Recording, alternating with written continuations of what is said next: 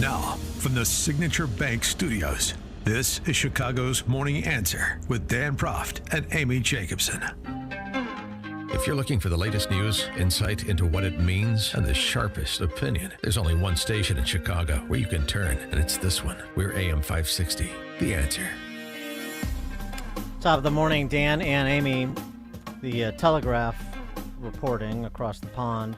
An asylum seeker bent on avenging deaths in Gaza has carried out a suspected terrorist attack in Britain. The public has not been told that the man who came to the UK in 2020 told police he had done it for Palestine. This is being reported in the Telegraph. Douglas Murray picked it up. They won't disclose what exactly was done, only that an attack had already taken place.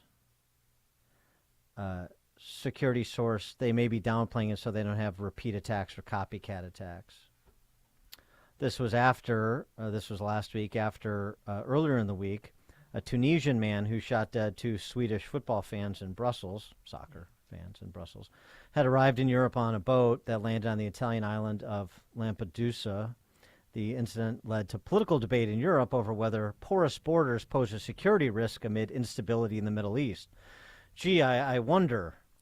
Christopher Wray on 60 Minutes last night said, if you see something, say something. People and communities are our best line of defense in terms of communication about any potential security threats. Okay, how about if I just show you pictures of Eagle Pass, Texas, and I point to them, Director Wray, say there's a security threat. Would that help? For more on this, we're pleased to be joined by Mark Morgan, who is former U.S. Customs and Border Protection Commissioner. Mark, thanks for being with us again. Appreciate it. You bet. Hey, real quick, how about the best line of defense is that we secure our southern border? How about we start with that? Oh, it's too simple of an answer. I mean, it would make too much sense.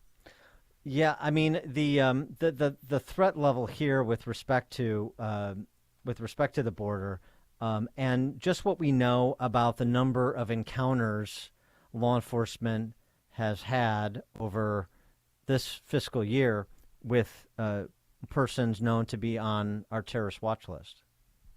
Yeah, this is critically important.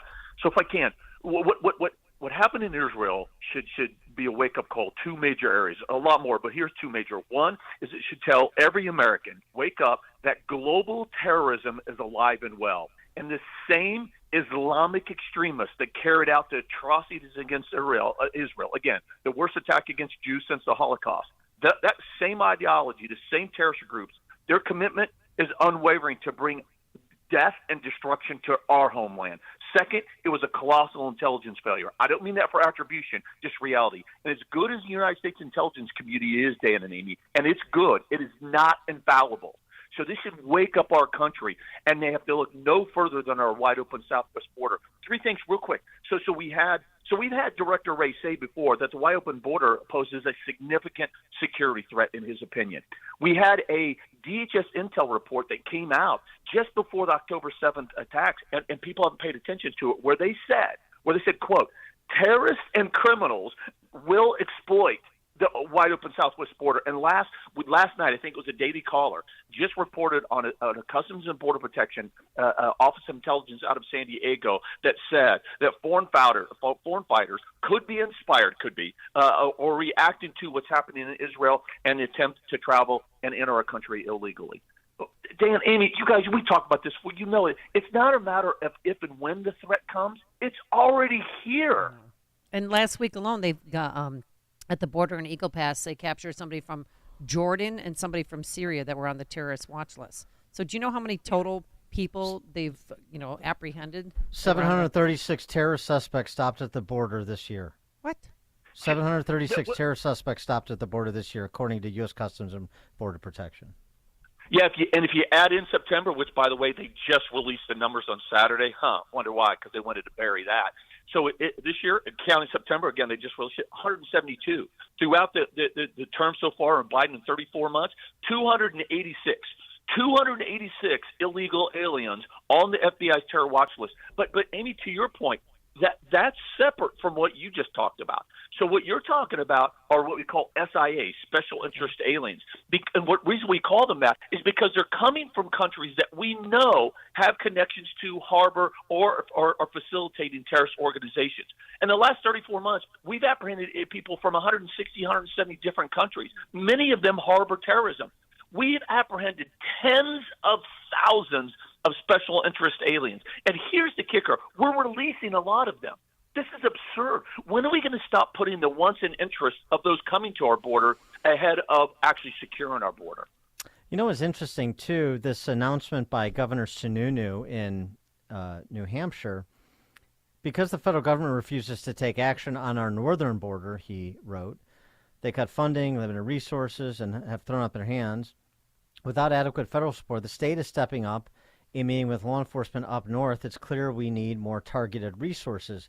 He's leading sort of a northern border action team, including, I think it was $1.5 million of New Hampshire taxpayer funds, a la sort of Greg Abbott in the South, to provide border security on with respect to New Hampshire's portion of our northern border, where the federal government won't do that. And I mean, I understand the northern border doesn't have the same problems as the southern border, but having any border be porous is an invitation for, at least in part, people who mean to do America harm. That's exactly right. And what I would say, first of all, the governor's absolutely right in doing this. What I would say is although it's different in the sense of numbers, obviously, the sheer numbers and volumes coming through the northern border isn't the southern border, but it still poses a significant risk. I mean, remember, it only took 19 individuals, 19 terrorists that carried the worst terrorist attack, against our homeland in 9/11. And people forget, the southwest border, we share about 2,000 miles with Mexico, and the northern border, we share 5,000 miles of linear border with Canada. It's actually the largest shared border between two nations in the world, in my understanding. So it poses a threat as well. And we know that there are individuals in Canada that have ties to terrorism, and we know our northern border is absolutely porous. So that's why I say it's not just a southern border thing. It is a nation's border thing. And think about this. Just real quick. Anybody listening? Somebody coming from, let's say, Lebanon, which we know, right, supports Hezbollah. If somebody of military age, say 30 years old, comes in illegal on the southwest border, do they have stamped on their forehead, I support Hezbollah or I don't support Hezbollah? No, it doesn't work that way. And this isn't anti-immigrant. This isn't Islamophobia. This is reality. This is common sense. We don't have the ability to really know what that person's ideology is and whether they support Hezbollah or don't. We don't have that capability. Do we know what the apprehension numbers are up north along the Canadian border?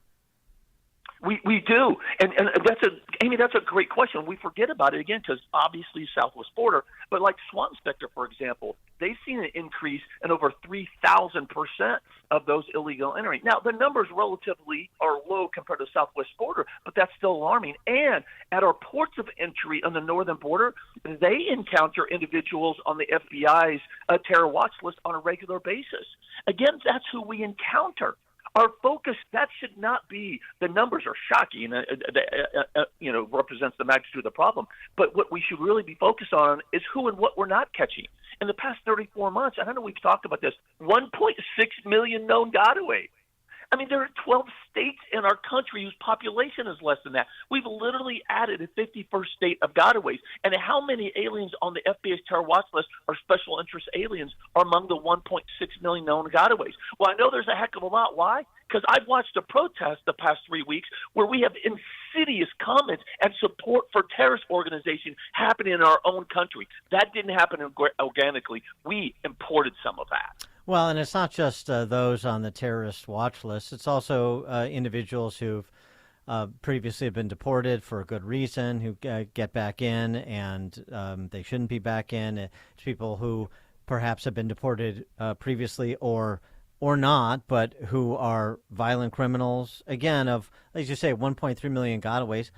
I'm not saying it's the majority. I don't know what percentage it is, but here we go again with a small percentage of a big number is a big problem, and it's so easily preventable such that you're acting in furtherance of the interests of law-abiding American citizens and legal permanent residents to prevent them from crime that is domestic oriented or terrorist related.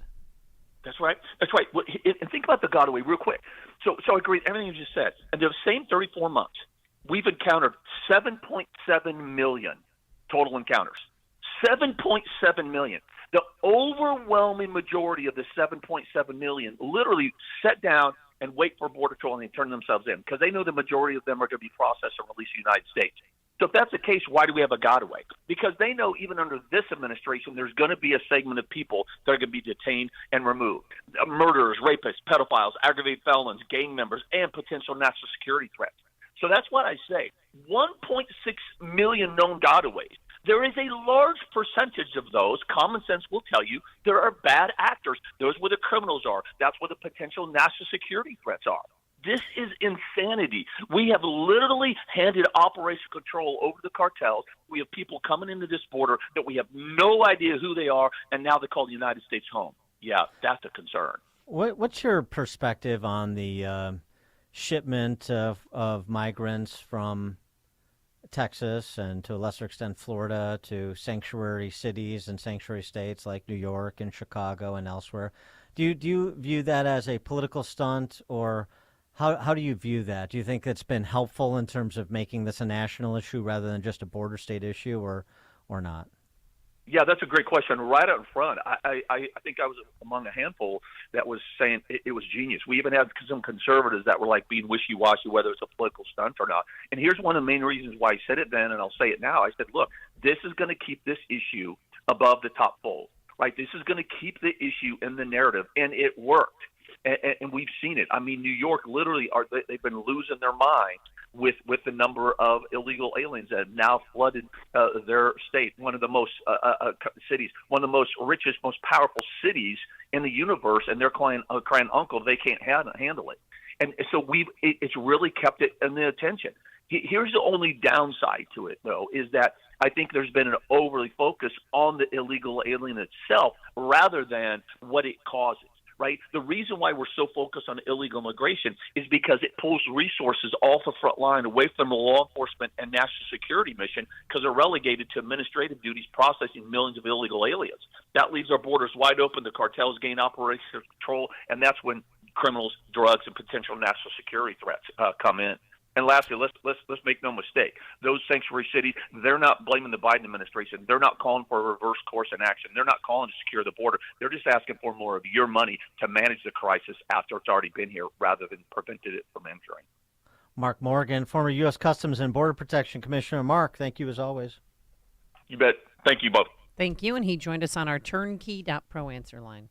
You're listening to Chicago's Morning Answer with Dan Proft and Amy Jacobson on AM 560. The Answer. Hi, I'm Martha Stewart.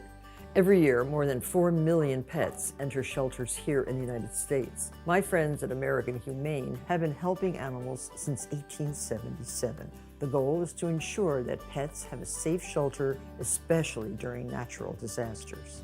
Adopting a shelter pet allows shelters to help more animals awaiting care. Please consider adopting today and take some time to learn more about American Humane's other work at americanhumane.org. Wireless headphones. That'll be $200. I'll use my Capital One Quicksilver card. Now that's a hit. You used the Capital One Quicksilver